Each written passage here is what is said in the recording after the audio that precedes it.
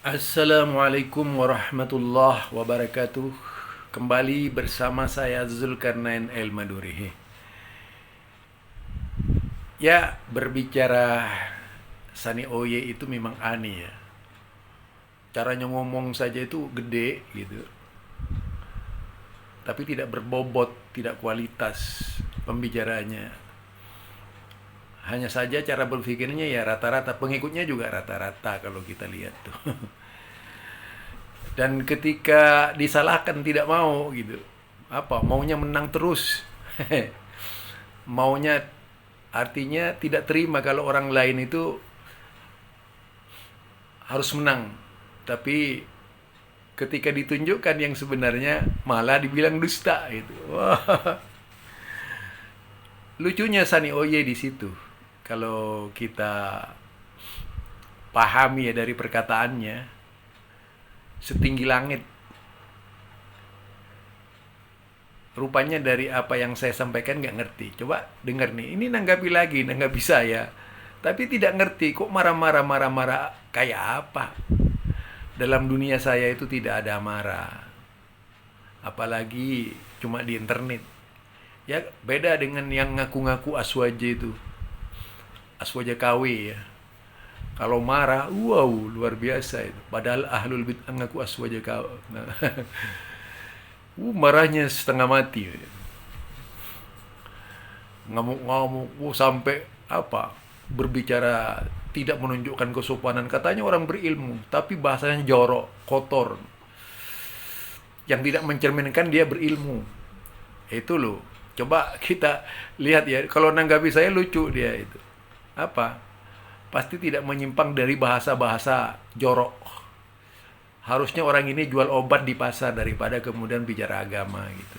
Karena apa? Tidak mencerminkan akhlaknya seorang yang intelektual. Itu kebanyakan rata-rata orangnya gitu. Dan sopan santun pesantren juga nggak pernah diterapkan. Paling ya ke kiainya sendiri yang sopan. Tapi kalau kepada orang lain tidak sopan gitu. Karena ingin menang sampai bahasa-bahasa yang mengejek gitu ya. Itu dikeluarkan dari mulutnya. Karena sudah biasa. Paling tidak itu perannya gurunya di belakang yang ngajarin seperti itu akhlaknya gitu. Nah, kita lihat ya bahasanya dia di dalam menanggapi saya ya. Muna Asy-Syafi'i berkata dalam kitab Al-Umnya bahwa beliau menyenangi sholat tarawih sebanyak 11 rakaat saat witirnya, itu jelas berdusta, itu jelas berbohong atas nama Imam Asy-Syafi'i.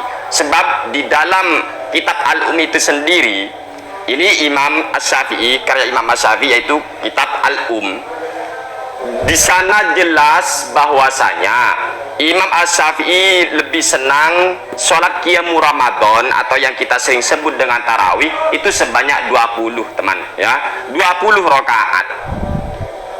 Kemudian orang itu masih maksa mengatakan Imam Asy-Syafi'i sholat tarawihnya 11 katanya, lebih senang 11.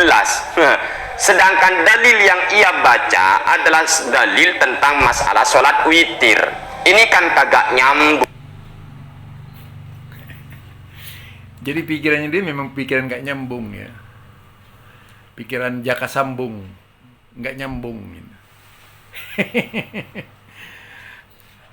Kalau saya sih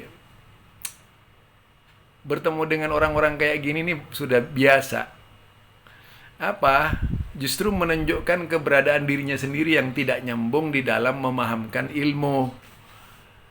Lah dia sendiri sudah jelas kok dikatakan di situ. Yaitu kalimat innama yustahabbu. Nah, kemudian yang kedua,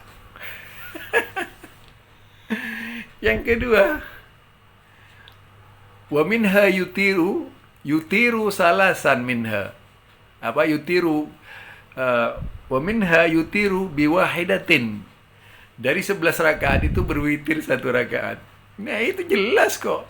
Itu hadis dan sesuai dengan hadis. Tidak salah itu. Jadi di sini nampak sekali kalau tumpul cara berpikirnya dia. Oke, saya buktikan ya. Imam Syafi'i kata ente itu suka membelakangi Rasulullah, ya. Hadis yang diriwayatkan Umar, ana jelaskan lagi. Ya ente biar banyak belajar lagi ya.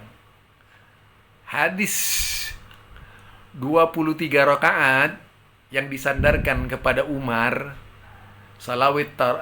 tarawih salat 23 rakaat, itu tidak didasarkan kepada hadis atau perkataan Umar yang sahih, tapi dari Yazid bin Rumman. Yazid bin Rumman itu dalam ilmu hadis tidak pernah bertemu dengan Umar. Lalu bagaimana Imam Syafi'i akan mengamalkan amalan yang tidak ada dasarnya sama sekali? Apalagi hadisnya lemah. Apa iya Imam Syafi'i suka hadis lemah? Ente justru yang merusak merusak ajaran imamnya itu. Padahal idza sahhal hadis fahuwa madhabi. Apabila sahih sebuah hadis, itulah mazhabku, kata Imam Syafi'i. Jadi Imam Syafi'i ini bermazhab kepada hadis sahih. Jadi sekali lagi, Imam Syafi'i ini bermazhab kepada hadis yang sahih. Terus yang 23 rakaat itu sahihnya dari mana? Nah, kalau itu diterima oleh ente, namanya ente itu membiarkan Imam Syafi'i melaksanakan salat tarawih 23 rakaat. Yang disukai untuk dilaksanakan sendiri di rumahnya. Oh, itu ya. Nah, di sini lebih lucu sebenarnya. Imam Syafi'i itu berjamaah suka 11 rakaat. Kalau sendirian 23 rakaat. Nah, itu pun tidak bisa diterima kalau itu pun dibenarkan gitu. Karena perkataan Imam Syafi'i yang menyatakan idza sahal hadis fahuwa madhabi. Apabila sahih sebuah hadis, itulah mazhabku. Sementara hadis 23 rakaat dari Umar itu lemah hadisnya tadi akibat dari Yazid bin Ruman yang mungkoti, tidak pernah bertemu Umar, atau bisa dikatakan hadis mursal dalam istilah hukum ilmu hadis. Itu satu ya. Kemudian yang kedua, yang diriwayatkan dari Umar ya, saya jelaskan lagi, yang diriwayatkan dari Umar, coba ente buka perbandingannya. Dari Sa'ib bin Yazid. Sa'ib bin Yazid adalah rawi yang pernah bertemu Umar langsung. Umar memerintahkan Ubay bin Ka'ab dan Tamim ad-Duri mengimami suatu kaum, yaitu dengan 11 rakaat. Fi kulli raka'atin, dikatakan itu mi'ataini ayat, 200 ayat. Jadi 11 rakaat bukan. Nah, kalau Imam Syafi'i itu mengikuti hadis sahih tadi, sudah pasti berarti Imam Syafi'i meninggalkan hadis yang lemah, kembali kepada hadis yang sahih, riwayat Umar tadi. Nah, harusnya Anda di sini jangan memaksakan diri dong. Masa imam melaksanakan hadis lemah? Yang benar aja lah itu. Jadi perkataan Imam Syafi'i seperti itu. Sementara kalau dikaitkan dengan sholat Rasulullah lagi ya, apa memang benar Imam Syafi'i itu kemudian melakukan hal-hal yang bertentangan dengan Rasulullah, sementara beliau mengutip hadis Rasulullah riwayat dari Aisyah,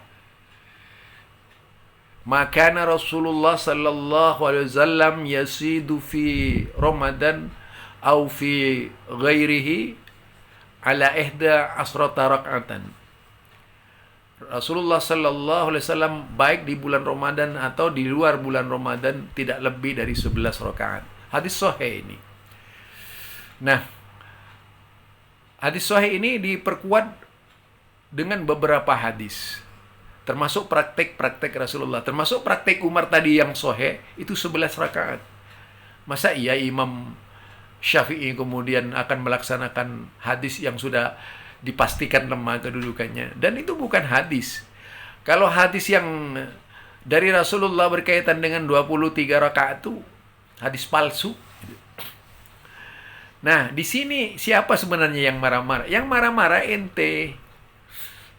Tak mampu menahan amarah, langsung terusik. Darah marahnya itu yang didahulukan menyelesaikan masalah. Karena memang cara mendeteksi kitab itu masih terbatas sekali. Kalau cuma kitabnya itu buat apa? Ngaji kitab segitu. Ya, akhirnya tidak tahu perubahan-perubahan. Taunya doktrin Syafi'iyah ini. Doktrin Syafi'iyah yang sudah menghalalkan 23 rakaat. Yang sebenarnya tidak demikian Imam Syafi'i. Nanti akan saya bahas secara khusus salat Imam Syafi'i fi Ramadan ketika berjemaah. Ya, itu bagus itu. Nah, itu yang saya maksudkan. Biar otak ente itu encer di dalam memahami agama. Pakai seluruh kaidah keislaman untuk mengetahui apakah benar ucapan ente atau hanya sekedar menjadi corong dari pendapat-pendapat secara doktrinis. Akhirnya hanya mengagamakan agama secara parsial. Jadi kalau tidak dari orang dari yang sama, itu tidak beragama gitu. Seolah-olah begitu. Nah, pola seperti ini memang dikembangkan Aswaja, sehingga itu Aswaja menjadi blunder gitu pengertiannya. Pengertiannya karena dibuat sesempit mungkin. Yang disebut Aswaja itu adalah ahlul bid'ah misalnya. Itu kan tentu saja lucu. Masa ahlus sunnah wal jamaah tapi pekerjaannya bid'ah. Nah, padahal bid'ah itu lawan kata sunnah. Di dalam hadis man ahya sunnati itu sama imatatil bid'ah. Kalau yang kemudian ahyaul bid'ah imatatus sunnah, menghidupkan bid'ah, mematikan sunnah, menghidupkan sunnah, mematikan bid'ah. Lawan kata itu. Nah, biar ente itu tidak menyebut ahli sunnah wal jamaah tapi amalannya bid'ah itu. Itu parah ente itu sebenarnya. Membuat definisi tidak tepat. Orang-orangnya ente kan semua begitu tuh, si Idrus itu ya. Masa definisi ahli sunnati wal jamaah akhirnya pengamal bid'ah? Kan lucu itu. Gak masuk akal. Mestinya intim dengan sunnah. Katanya tak nyebut-nyebut al-azkar Imam Nawawi banyak dikirnya tapi nggak pernah dibaca itu. Yang dibaca malah ngumpulin amalan-amalan bid'ah, disatukan, dirancang, dirumuskan,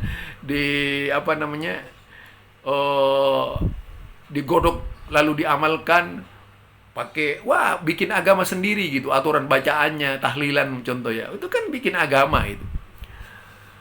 Jadi lucu memang. Nah, disinilah kalau kita lihat, apalagi mau berbicara tarawih secara kritis, tidak bisa. Karena memang otaknya ini sudah yaitu doktrin bahwa kebenaran itu bid'ah itu. Repot kalau begitu. Sehingga tidak bisa berpikir bebas, terbelenggu oleh paham-pahamnya. Seperti buzzer layaknya itu. Bukan sebagai ahli agama. Kalau ahli agama, dibukalah seluruh kitab gitu.